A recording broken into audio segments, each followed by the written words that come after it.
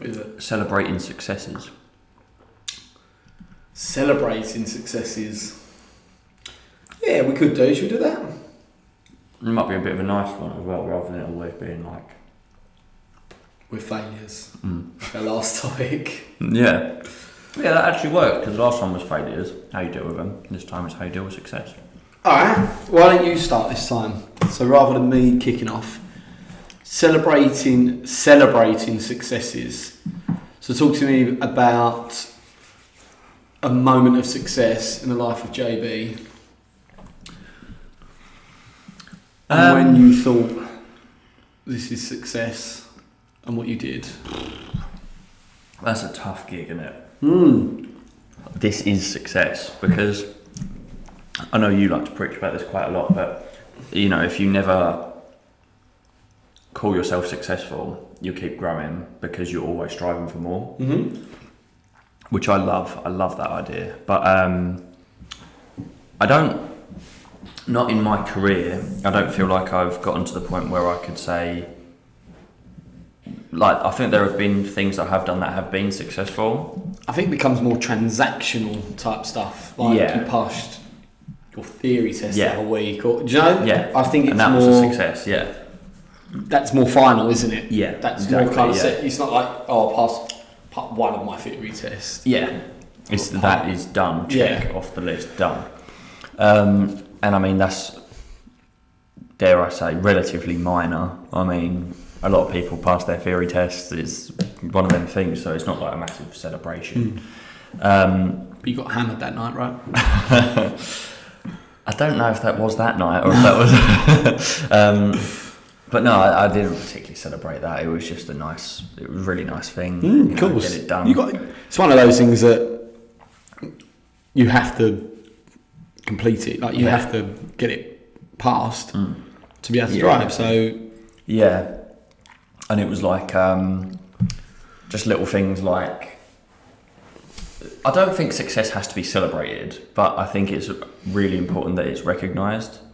So, like, for me, you know, the other day when we sat down, and it just clicked in my head that one of the deals that had been done through the marketing stuff, it was the first actual money that I brought to the business. Yeah, that's a really good example, that actually. And, you know, it was quite a minor thing. So there wasn't any sort of major celebrations, but it was just a nice thing that I was like, that's a success. But I think it should, I don't think it is minor, in that it wasn't something that just happened overnight. Like, you've been doing it for 6-7 months. I appreciate lockdown and stuff, but you've been doing it for a period, and had a couple of bites and a couple of near misses.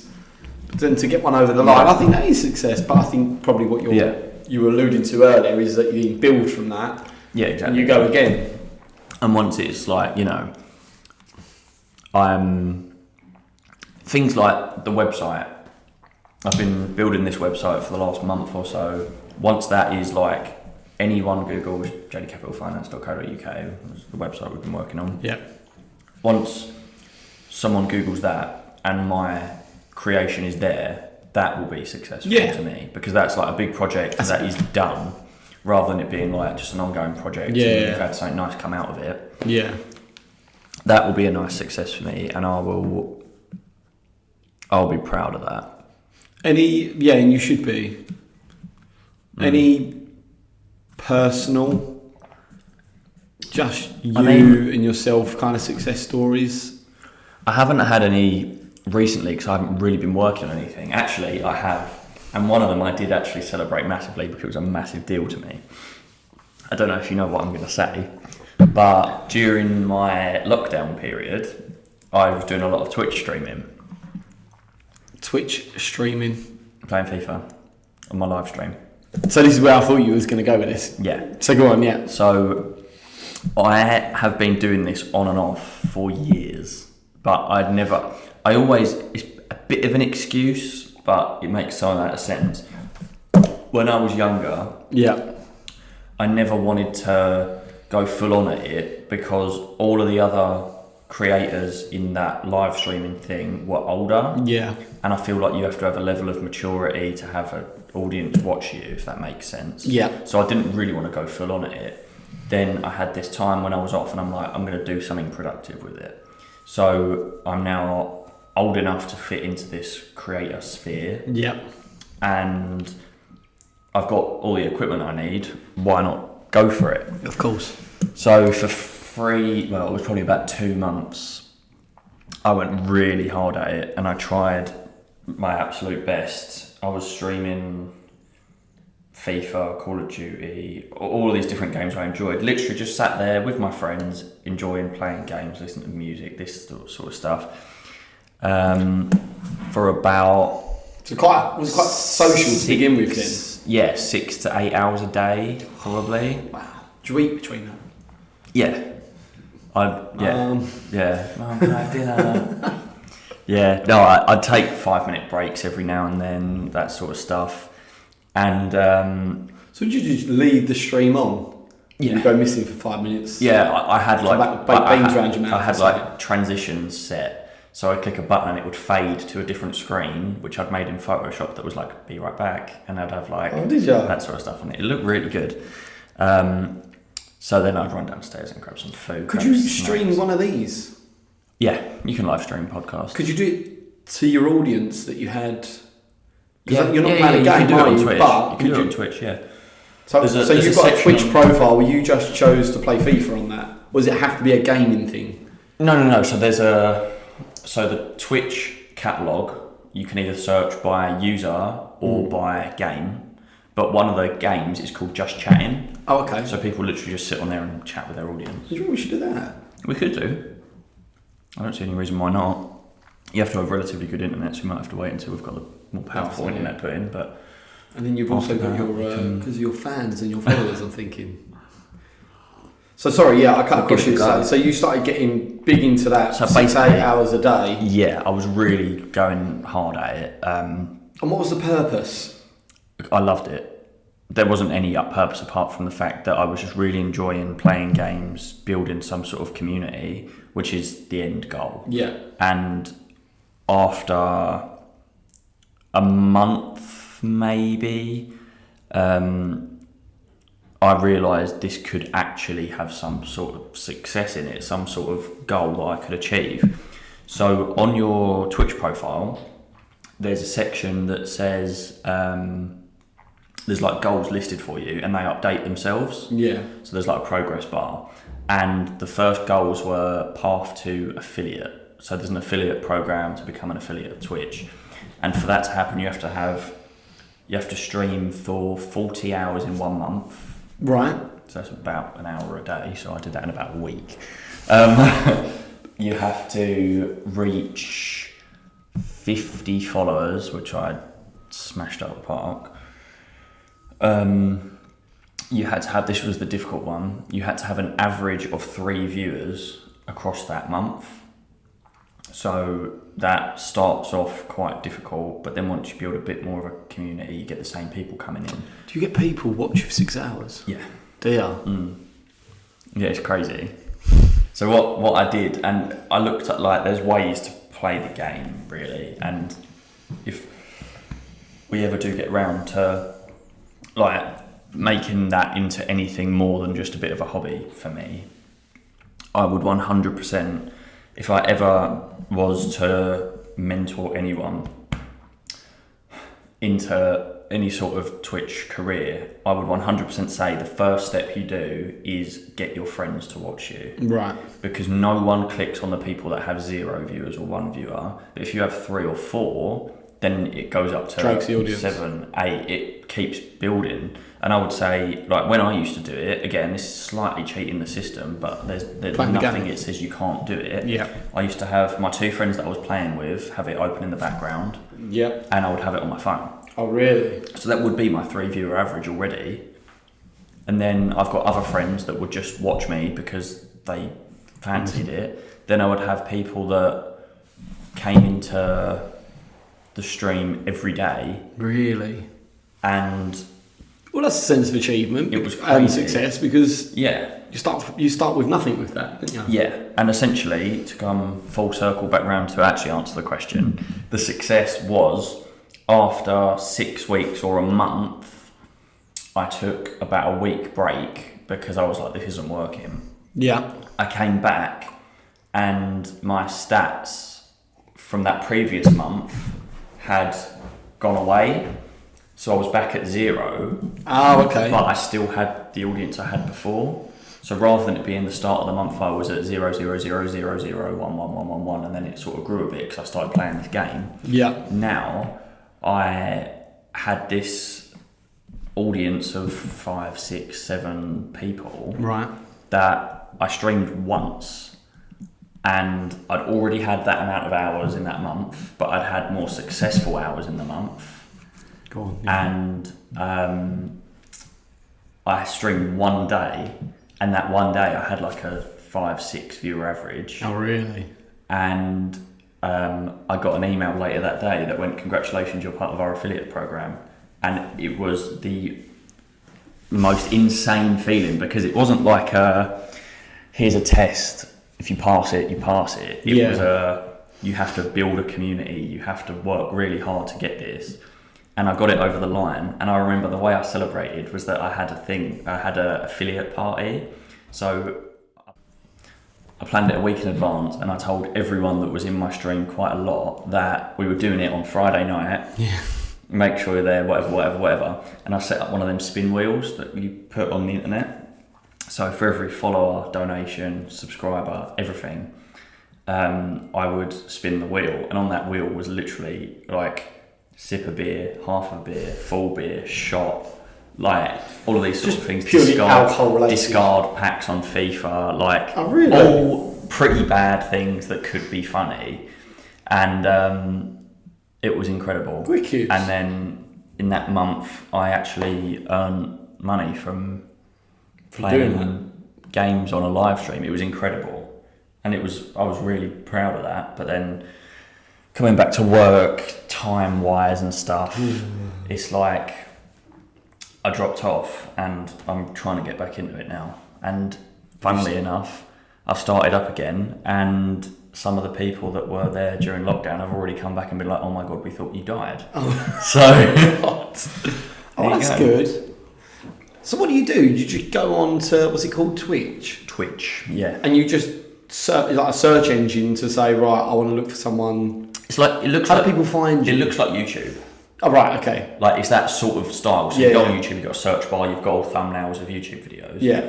And at the top, it has the most viewed people. It's got people with 200,000 viewers and this sort of stuff. But then people will go, oh, I want to watch someone play FIFA. So they'll click on FIFA, and then it's got the most viewed to the least viewed. But some people prefer a smaller community, because if you watch the biggest... Comment. Like, just loads of comments. Like, Castro is the biggest, right? And he is amazing at what he does. He's hilarious. But the trouble with things like that is that there isn't any interaction, but the average person won't interact with the streamer the whole time because there's so many people. Whereas messaging. With someone like me, no matter what they put, you can, like, they could ask any question, I'll answer it because it's a smaller community. Ah, okay. So it's a bit more tight knit, and then especially if you get in with a streamer that's smaller. Twitch. Have a little look at that. Yeah. If you get in with a streamer that's smaller and you get into this small community at the start and then they grow, you're always going to be in that first group. Yeah. And it's quite a nice feeling. Like, I've had that before. I remember there was a streamer I used to watch. I don't think he streams anymore. But I used to join his stream when there was like 10, 15 people. And by the end of it, he was having thousands. But it's... Is that why you do all the tricks on FIFA?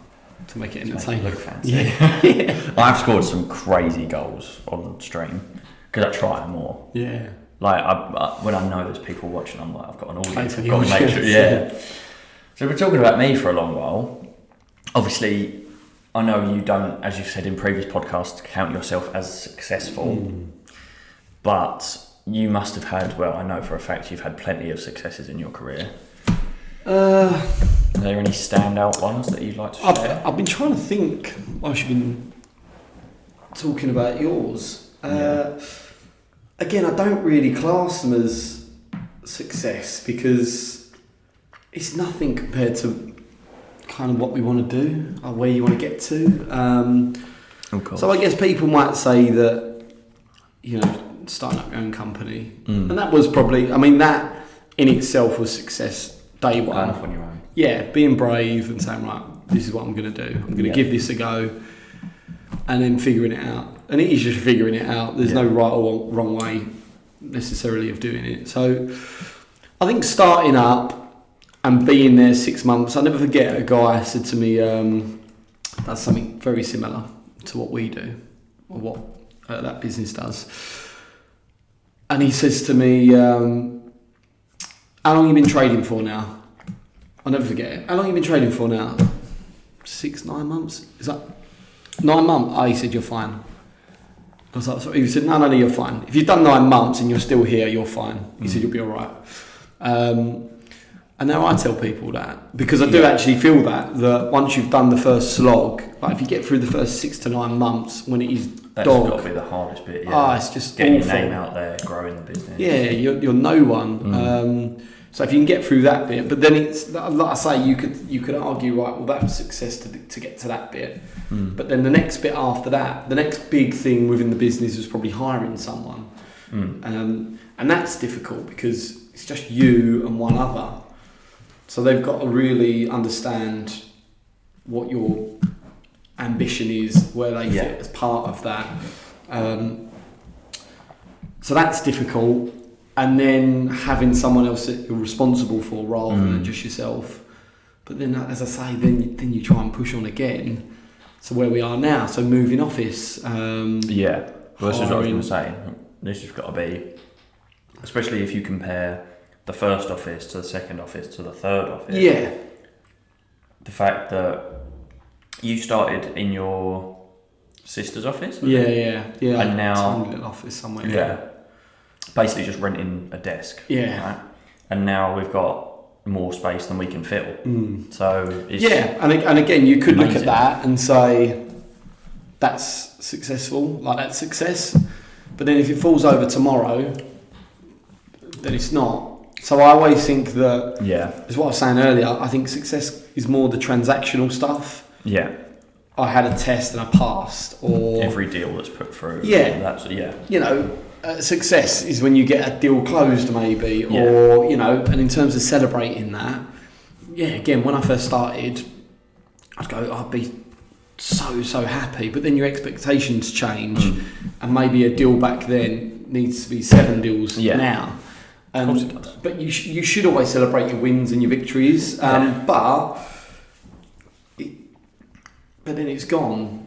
Once it's done, it's done. You know, you can't live off it, and you just got to keep moving forward. So the bit I enjoy is the chase, the hunt to get to that bit. Yeah. And then I think when you start getting to that bit, you then have to start thinking, well, what's next? What's the next jump? Yeah. And I think it's all. I just go back to experience and ambition and what you want to try and do long term. What your targets and your goals are. I want to be able to look back in, you know, this time next year and say, can you remember when we'd moved offices and we were like really hyped and really pleased about that? Whereas now, you hope that next year it's like, oh, we're getting a second office. The first business you started up was mid 2017. It started trading. March, April, so that was 17. Let's say 2.5. Well, 3.5 years ago now. 3.5 years ago. So if you think you've gone from that to this in 3.5 years, if you imagine what it's going to be in another 3.5 years, we're looking back at this, and we think this is amazing. We're looking back at this in the same way. And that's that the bit incredible. You're 100% right. Yeah. But I never think that far ahead because you just never know what's around the corner. But I'd love to think that, like you say, in 3.5 years we look back and we go, can you remember we had them dingy little offices in Essex? Yeah. And hopefully we're in a entire floor in a massive, build, whatever it is, and then when you get to there, you go, now we've got to get our next? whole own building, and then you go, offices abroad, and then it grows and grows and grows. Of course, yeah. It reminds me of that. Do you know that Matthew McConaughey speech about his heroes? Do you know what I'm talking about? I've seen a few of his. I can't recall it off the top of my head. I think it was either an Oscar or a Golden Globe or one of them things, and he stands up and he said, someone once asked me who my hero is, and he said most people will say their dad or a sports person or an actor, and he goes, no, my hero is myself in 10 years. And he goes, I'm never going to be myself in 10 years, because in 10 years my hero is 10 years older than, it will be 20 years older than I am now. Yeah. But if you're always chasing to be the person that you want to be in 10 years, you're always going to be successful. That's and nice, yeah. It's a really positive way of thinking, because not only does it make you more successful now, it will make you work for something, because you can go in 10 years. So for me, it stops you being lazy and complacent. Yeah. So for me, I'm 20. I could go in 10 years. I want my own house. I want my life in check. But that's not easy. No, of course not. And there's a lot of work that goes into that, and you've got to work hard every single day just to make sure that you don't fail on this goal. And it's a relatively common goal. I mean, everyone wants to have a family and their own house by the time they're 30. It's the same as everyone, but it's not easy for anyone. No. And you've got to work for it. Yeah, I agree. I think there is I always think that, I do now anyway, I wouldn't have when I was 20, definitely wouldn't have had my head anywhere near screwed on like you have at 20. I want this, I want that.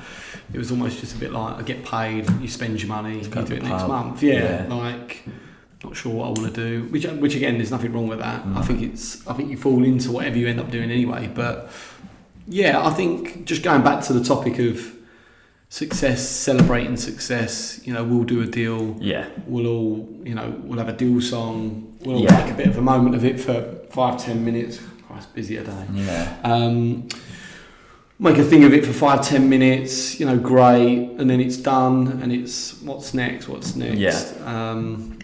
I'm trying to think if there's anything specific.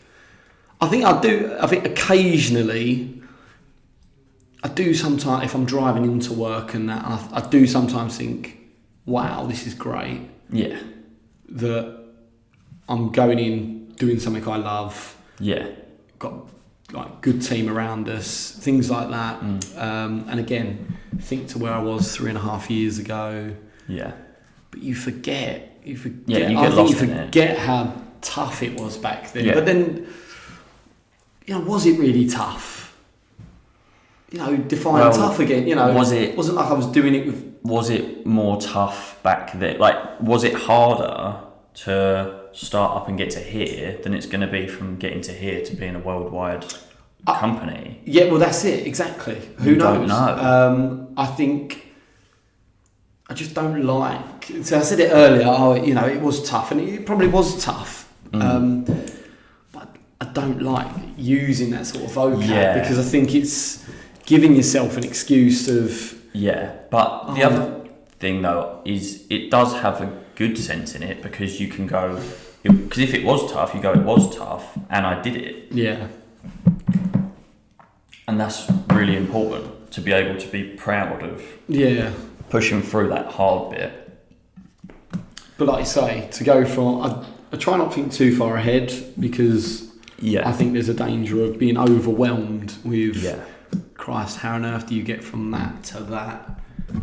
Wow, where do you even start with that? Whereas all we've done so far is gradually, organically built and started, as I say, dealing with small business issues, and now moving into... trying to think bigger. Yeah. I always say that. Try and think bigger. I always try and say as well, don't think like everyone else. Yeah. Try and be different. So I've got a couple of questions surrounding celebrating success. some are a bit businessy, some are a bit more personal successes, but just West Ham winning, out of interest. Success. That would be a bloody massive success, but can't see that happening. So start off with, because I know here we're quite, I say big on celebrating success. We don't do it massive, but we make sure we do celebrate every success. Yeah. But what's your opinion on celebrating successes in the workplace, the line at which, where does it sit with you, especially as a business owner?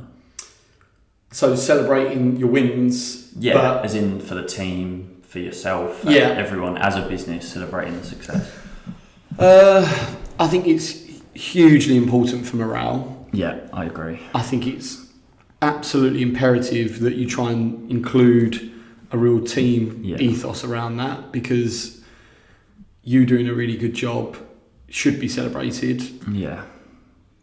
And it also, the people being envious and jealous and sorry, my phone keeps going off. Look at that. I had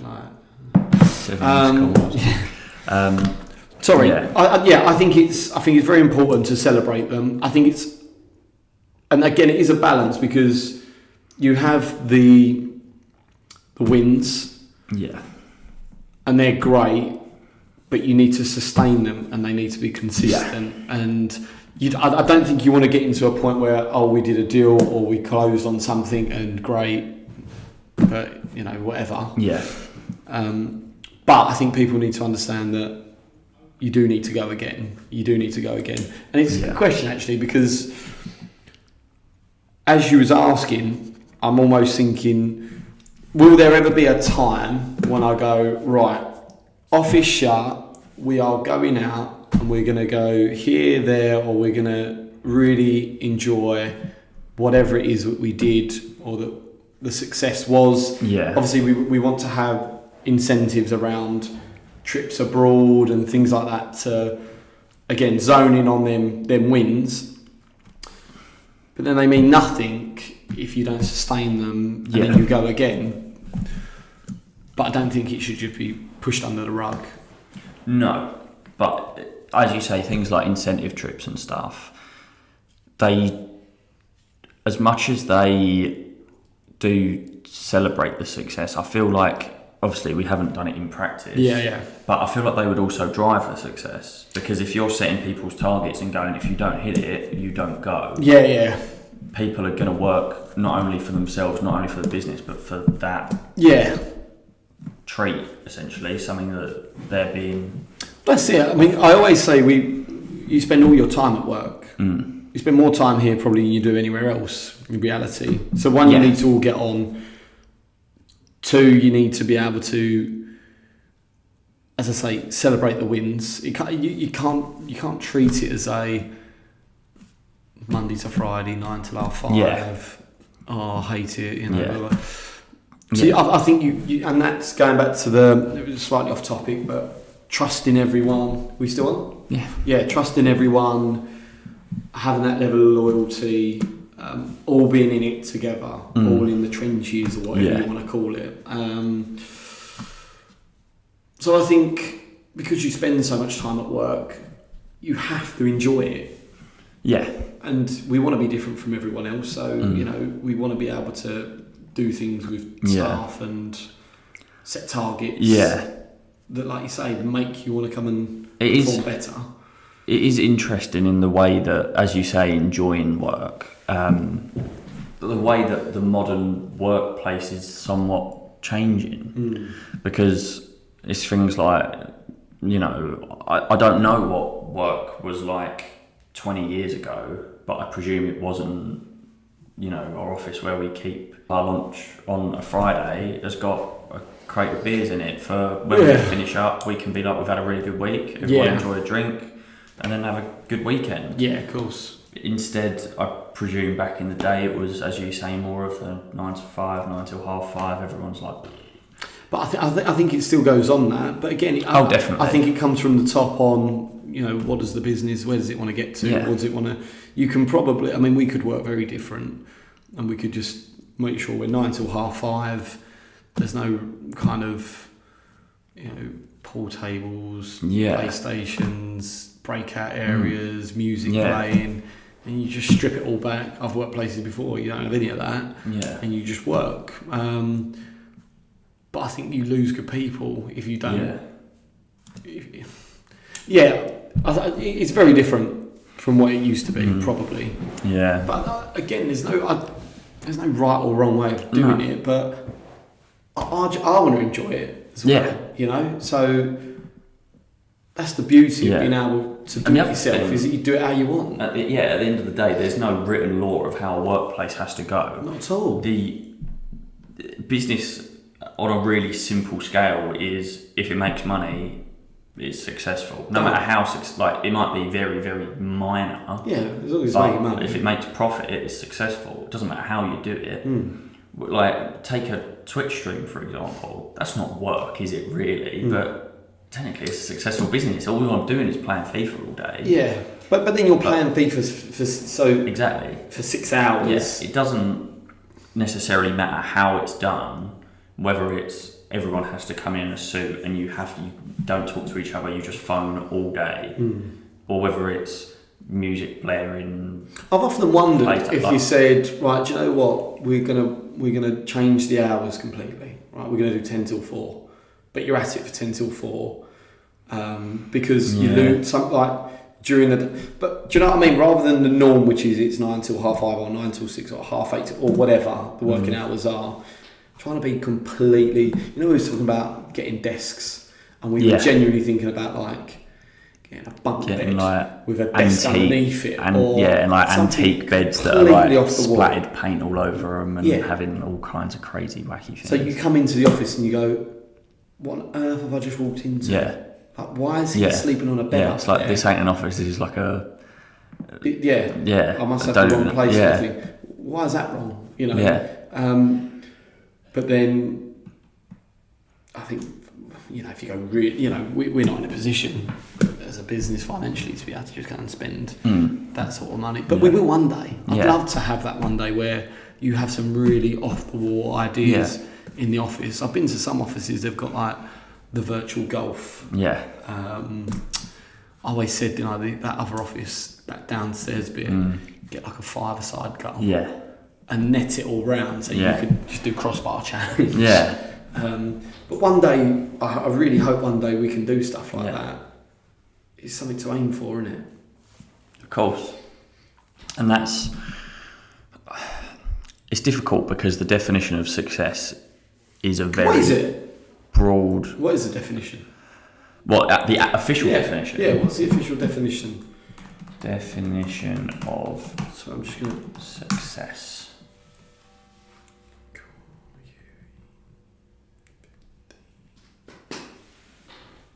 Go on, I'm listening. So, on the Google Dictionary, the definition of success is the accomplishment of an aim or purpose. Right, okay. And just out of interest, let's Google the definition of successful. To be successful is accomplishing a desired aim or result. So it's that set a goal and hitting it, basically. Yeah. Okay. So it's weird, isn't it? Because this is what just finishing off on this. So I had targets for the business back end of 2019. Yeah. Which was to have. In fact, I'll show you them later. That I wanted us to have 5 or 6 staff members. I wanted us to hit a certain turnover. Yeah. I wanted us to incorporate and, from a personal point of view, have a couple of other businesses that were set up to start doing this. Yeah. And some of those were done. Some of them probably wasn't achieved, but the ones that were, you could say, that's success. But it doesn't feel like it now. I think there's a difference between something being success and something being a success. So achieving a target, that's a success because it's not a failure. It's like if it's got a tick next to it, it's done. But something being like the definition of success as like a concept. Yeah.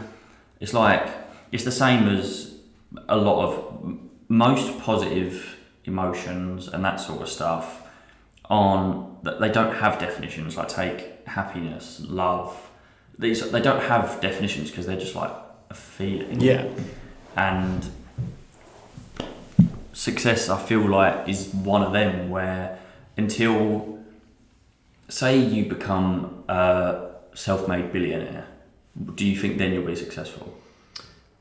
Right now you go, oh yeah, definitely. But then you don't know, do you? You might get there and go, yeah, but I want 10 billion. I want to be the first trillionaire. Yeah. Like. Yeah, and that's the thing. I think that's naturally what happens. But it doesn't mean that, because not everyone's built that way. Yeah. So some people might say, I wanted to get a job by the time I was this age, and I got one. So I see myself as being really successful because I'm working in an industry that I want to work. Yeah. So I think the bigger thing to that is, what are your ambitions? I think if we're bringing it into a work scenario, I think it has a different definition for everyone. Yeah. And success might be, I want to play a certain amount of games for my football team this year. Score a certain amount of goals. I want to score a certain amount of goals, yeah. And it is successful, and you set a goal and you achieved it. That's gone off. And then you set a goal and you achieved it. However, you've got another season next season. Yeah, of course. So you go again. Yeah. But it's one of them things where it's very difficult to not say, because under that it means that no one is successful in that sense. Possibly in their eyes. Everyone can do better. Yeah, but possibly in their eyes. So I think that's that could be the big point. This is a perfect example. Take Ronaldo. He's never going to be happy with his own performance because that's what he always says, he can always do better. Yeah. Next season he wants to score more than he's done this season, so this season wasn't a success because he should have scored more. Even if he has just scored 50 goals this season, next season he'll score 51. Yeah. And it doesn't matter how old he is, he's still going to work ridiculously hard to make sure that he always outdoes himself. Yeah. And that's the ambition of the man. But like I say, me and you talking about him. But if we talk about him, we go as one of the best football players ever, then no one's he's been so successful. Yeah. Yeah. And, another great example, which is actually surprisingly really good example, Ronaldo. The amount of money he must have, but he's still not happy with his actual. Well, I bet he is happy with his career. But he's elite, isn't he? Yeah. Yeah, he's elite. The point I was sort of trying to get across is that it's not just a financial. His ambition isn't financial. It's just the finances very much come with it being an uber successful football player. But like you say, I think when you start out, maybe financial gain or that is the motivation. But then, of course it is.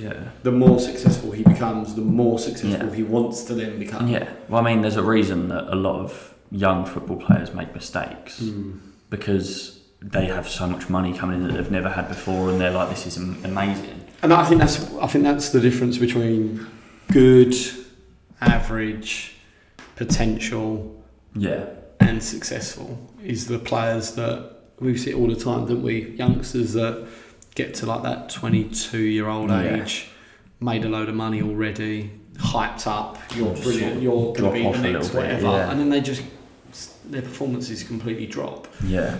So I think again, us having a conversation about success about somebody else, you don't know. You might ask Ronaldo, he might go, "Yeah, I'm super successful," but he doesn't. Does he? He comes out and he says, "Yeah, but I could do better." Yeah, you can always. And whilst but like I say, that's how he's wired, and that's that's how he thinks.